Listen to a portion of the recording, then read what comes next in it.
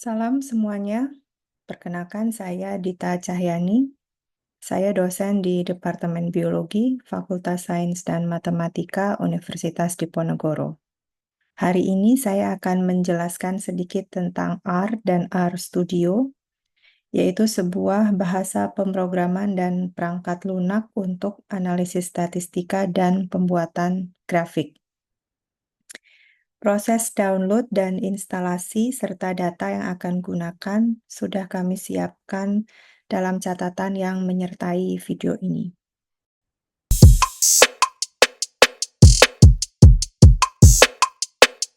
Baik, pada bagian ketiga ini saya ingin memperlihatkan satu contoh data ekologi yang umumnya, data biologi yang umumnya kita gunakan. Di sini kita akan loading data yang namanya iris. Dataset ini sudah berada di dalam R, jadi kita cuma perlu memanggil data, kemudian iris, dan nanti ini ada di link yang sudah saya siapkan. Jadi ketika saya memanggil data iris, kita kalau mau lihat, kita bisa bilang head iris. Dia akan memberikan data yang berupa sepal length, sepal width, petal length, dan petal width. Kemudian spesiesnya. Jika ingin melihat keseluruhan, bisa diklik yang kanan atas, ini ada iris. Dia akan memperlihatkan kita ke semua data itu. Jadi ada dua spesies, versicolor dan virginica. Kalau kita minta summary dari data, dia akan memperlihatkan minimum, first quantile, median, mean, kemudian third quantile dan maksimum number atau nilai dari data yang sudah diberikan. Kemudian dia bilang ternyata spesiesnya ada 3, Sentosa, versicolor, dan virginica. Jika kita ingin melakukan display row dan kolom, kita tulis dim. Ini akan memperlihatkan row-nya ada 150 data dengan 5 kolom, 5 kategori. Ada sepal length, sepal width, petal length, petal width, dan spesies. Jadi kalau mau tahu apa saja, kita klik names, iris, dia akan memperlihatkan semua kategori atau nama yang dibuat. Kemudian dari situ kita bisa membuat histogram atau value dari sepal length misalnya. Ini saya pakai warnanya steel blue, histogram. Judul besarnya adalah histogram, main title, X-lab. Jadi title di X-nya adalah length dan title di Y-axis adalah frekuensi. Atau kita juga bisa membuat yang tadi histogramnya adalah iris dengan hanya sepal length. Jadi kita bisa ganti ini dengan misalnya sepal width atau tadi petal length atau petal width. Kita juga bisa melihat plot, ini scatter plot. Jadi iris yang sepal width dibandingkan dengan sepal length. Jadi kita run plot ini, akan terlihat sepal width dan sepal length.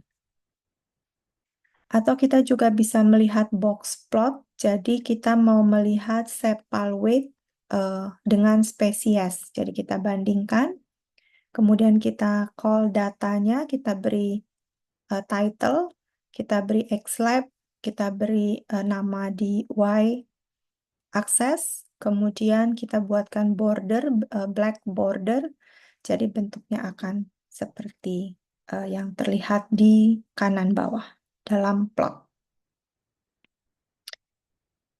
Baik, selanjutnya saya ingin memperlihatkan data ekologi. Jadi ini biasanya data yang digunakan untuk melihat richness. Dan di sini saya ingin menambahkan beberapa package karena ini beberapa hitungannya ada di dalam package tersebut. Yang paling umum untuk statistik itu adalah vegan, dan di dalam folder yang kami berikan itu sudah ada 2 e-book yang bisa dibaca untuk basic melakukan statistik dalam R dan visualisasi pada data-data biologi.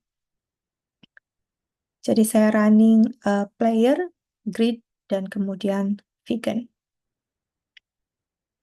Metadata yang saya ambil adalah data ekologi.csv yang sudah saya siapkan di dalam folder.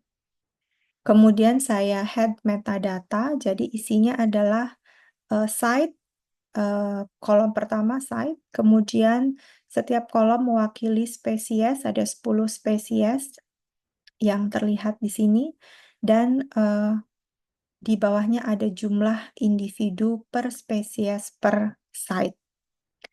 Dari situ kemudian kita ingin melakukan sum up the number of non-zero, jadi kalau dia tidak zero kita jumlahkan, dan kemudian ignore first column karena itu merupakan nama apa penanda, jadi dia judul gitu ya, judul kolom, jadi dia harus di-ignore. Jadi saya klik apply metadata, kemudian saya bilang -1, itu artinya ignore yang pertama, dan kemudian sum semua yang lebih besar dari 0. Atau kita juga bisa melakukan function ini, itu akan memberikan hal yang sama. Jadi di situ ada jumlah dari data yang kita mau. Dari situ ada beberapa hal yang bisa dilakukan. Ini ada Mann-Hinnick Index, kemudian ada Margalef Index. Ini adalah beberapa contoh yang kami coba. Jadi tinggal diklik dan kemudian dia akan memberikan hasil, juga Margalef Index.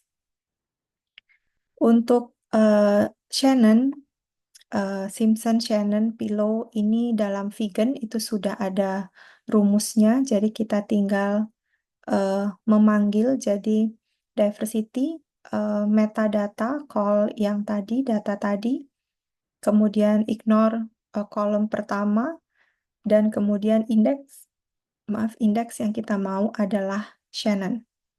Jadi kita klik, kemudian akan memberikan nilai, kita klik diversity Simpson, dia akan memberikan nilai, atau kita mau melakukan analisis untuk evenness Pillow.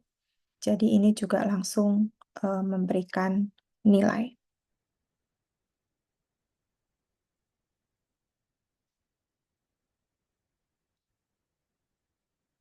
Selanjutnya di bagian keempat, ini ada satu contoh kecil untuk analisis ANOVA. Di sini juga ada link yang bisa dipelajari. Di sini saya ingin mengaktifkan beberapa package dan kemudian AIC. Jadi data yang kami pakai di sini adalah crop data. Jadi kalau kita klik, ini juga sudah disediakan dalam folder. Kemudian saya klik head, crop data. Ada density, ada block tempat melakukan percobaan, fertilizernya, kemudian yield-nya. Dan ketika saya bikin summary, dia punya beberapa pembagian, jadi ada blok 1, 2, 3, 4, ada fertilizer 1, 2, 3, density 1, 2, dan kemudian yield-nya dia sudah menentukan minimum, median, mean, dan juga maksimum data. Kalau kita ingin melakukan one-way ANOVA, misalnya kita hanya ingin melihat yield dan fertilizer, kemudian data yang kita punya adalah crop data, ini yang tadi sudah kita assign. Jadi kita hanya perlu menulis one-way AOF, jadi ini ANOVA. Kemudian antara yield dan fertilizer, ketika kita minta summary, dia akan memberikan kita summary untuk fertilizernya saja. Dia juga sudah menyiapkan signifikansinya. Kalau kita ingin melakukan two-way ANOVA, misalnya di sini yield, fertilizer, dan density, jadi kita bisa run, kemudian kita summary, dia akan memberikan kita data fertilizer dan density. Jadi itu adalah two-way ANOVA. Kemudian kalau kita ingin melakukan interaction between variable antara yield, fertilizer, dan density, kita bisa melakukan analisis ini. Jadi fertilizer dan density ini punya datanya sendiri nanti. Selain itu, dalam ANOVA kita juga bisa melakukan post hoc test. Di sini saya cobakan 2K two-way. Jadi 2K adalah 2K HSD two-way. Kemudian dari situ dia akan memperlihatkan semua data yang kita gunakan. Kemudian kalau kita mau melihat yield, fertilizer density, jadi kita bisa mendapatkan nilai dan juga membuat plot antara fertilizer dan density. Jadi ini adalah hal-hal yang bisa kita lakukan untuk analisis ANOVA ataupun post hoc test.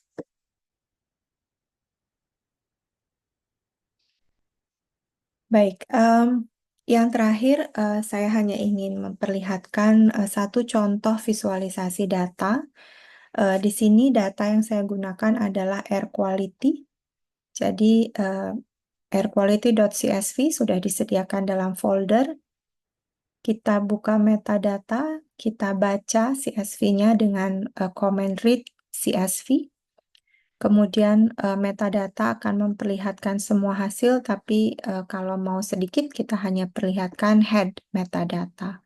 Jadi ada ozone, ada solar, ada wind, temperatur, month, dan day, sorry. Dari situ kalau kita ingin melihat box plot dari metadata, dia akan memperlihatkan semua variabel, jadi ozon, wind, temperatur, ini solar ya, jadi tidak terlihat. Kemudian box plot metadata dan ozon, atau kita bisa melihat box plot air quality dan wind, atau air quality berdasarkan month.